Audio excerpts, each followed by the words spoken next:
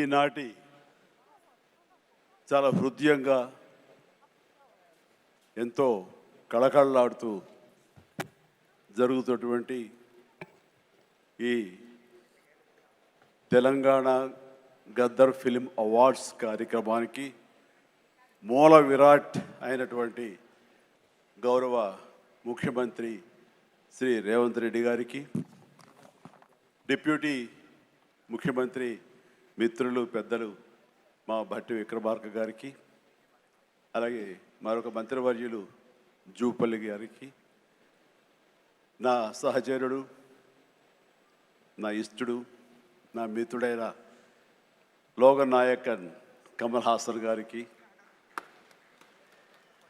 మరో సోదరుడు నాగార్జున గారికి, అలాగే మరొక నాగేశ్వర గారి అవార్డు అందుకోబోతున్న జయసుధ గారికి, and best actor సంపాదించేటువంటి Naga Chaitanya, అలాగే బెస్ట్ యాక్ట్రెస్ రష్మిక మందన, ఇతర అవార్డు గ్రహీతలందరికీ స్వాగతం పలుకుతున్నాను, అభినందనలు తెలుపుకుంటున్నాను.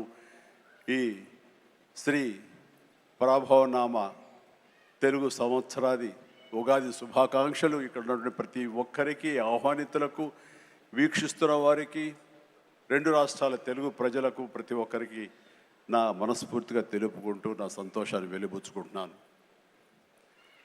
ఎక్కడైతే కళాకారులు గౌరవించబడతారో అక్కడ రాష్ట్రం, దేశం, ఆ రాజ్యం సుభిక్షగా ఉంటుందన్నది నానుడి.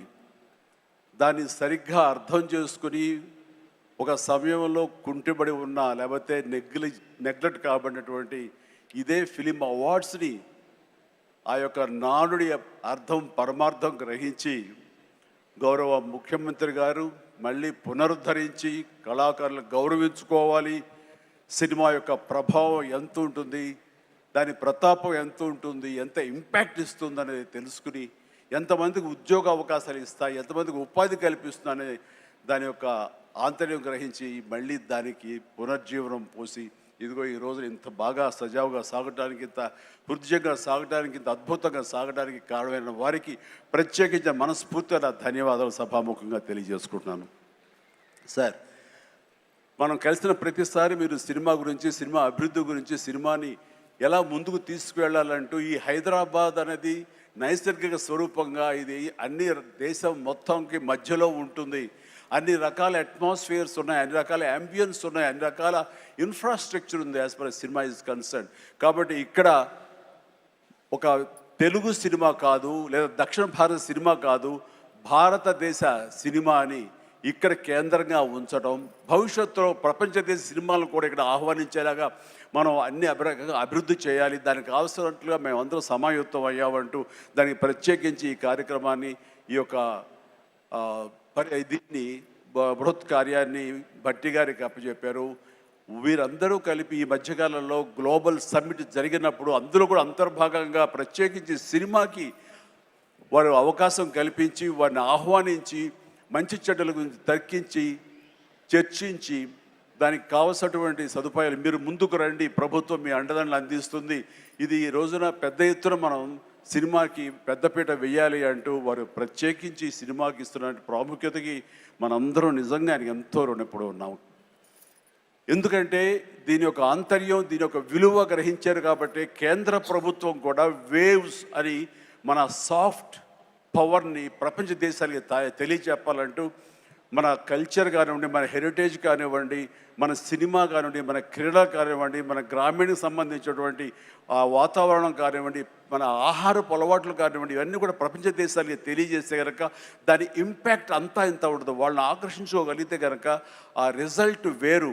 అందుకనే కేంద్ర ప్రభుత్వం కూడా ఈ సాఫ్ట్ పవర్ యొక్క ఇంపాక్ట్ గ్రహించి దీన్ని వేవ్స్ అని మధ్యకాలంలో నన్ను కూడా అందులో భాగస్వామ్యం చేస్తారు. కమల్ హాసన్ గారు వీళ్ళందరినీ కూడా దాన్ని చూశారు. ఎందుకంటే వాళ్ళందరూ దాన్ని చవి చూశారు.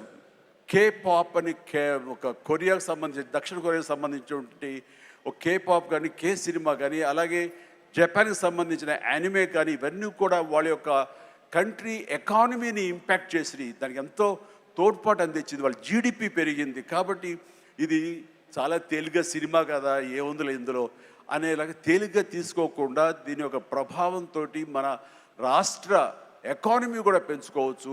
ఈ రోజున మన పేరు ప్రఖ్యాతులు కూడా తీసుకోవచ్చు. ఎక్కడైనా సరే ఇప్పుడు హాలీవుడ్ అంటే మనం ఒక అగ్రరాజ్యం గుర్తుకొస్తుంది. అలాగే ఇండియన్ సినిమా అంటే ఈ రోజున హైదరాబాద్, తెలంగాణ గుర్తుకు రావాలన్న ముఖ్య ఉద్దేశంతో మన ముఖ్యమంత్రిగా చేపట్టే బృహత్ కార్యక్రమానికి మనందరం చేదోడుగా ఉంటామని, ఇండస్ట్రీ మీ వైపు ఉంటుందని మనస్ఫూర్తిగా ఈ సందర్భంగా నేను తెలియజేస్తూ, మీరు ఎలాంటి ఆర్డర్స్ ఇచ్చినా సరే శిరసా వహిస్తూ ముందుకు తీసుకువెళ్తామని సందర్భంగా మీకు తెలియజేస్తాను సార్.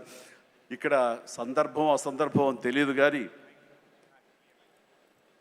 మన పక్క రాష్ట్రం అయినటువంటి మనో తెలుగు రాష్ట్రం ఈ కళాకారుల పట్ల, ఈ సినిమాల పట్ల వాళ్ళని ఉత్సాహపరిచే దాని విధానంలో కొంచెం వెనకంజ వేసే ఉందనుకుంటున్నాను. కాబట్టి సినిమా వాళ్ళకి అతి దగ్గరగా ఉన్నటువంటి ముఖ్యమంత్రి గారు నారా చంద్రబాబు నాయుడు గారు, ఆయన కూడా దీన్ని ఇన్స్పిరేషన్గా తీసుకుని మరింత ప్రోత్సహిస్తే కనుక మీరు ఇచ్చే ఉత్సాహంతో ఎంతోమంది యంగ్స్టర్స్ ఈ రోజున మరిన్ని సినిమాలు చేస్తారు. ఆ సినిమా రెవెన్యూ కూడా మనకి కంట్రిబ్యూట్ అవుతుంది మన స్టేట్ ఎకానమీకి. అది కూడా ఒక ఆలోచన పెట్టవలసిందిగా వినమ్రంగా ఈ వేదిక ఇచ్చే వారికి నేను విన్నవించుకుంటున్నాను. అలాగే మన ఈ కార్యక్రమం, ఈ అవార్డులను చూస్తుంటే కనుక ఇది సీనియర్స్కి గౌరవాన్ని ఇచ్చే విధంగాను, అలాగే యంగ్స్టర్స్ని ఉత్సాహపరిచే విధంగాను చాలా చక్కగా ఈ అవార్డు ఎంపిక జరిగింది.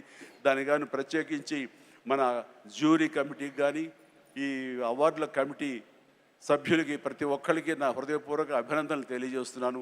మరొకసారి ప్రతి ఒక్కరికి నా ధన్యవాదాలు తెలియజేసుకుంటూ ఉగాది శుభాకాంక్షలు తెలియజేస్తాను. ధన్యవాదాలు. Thank you so much sir.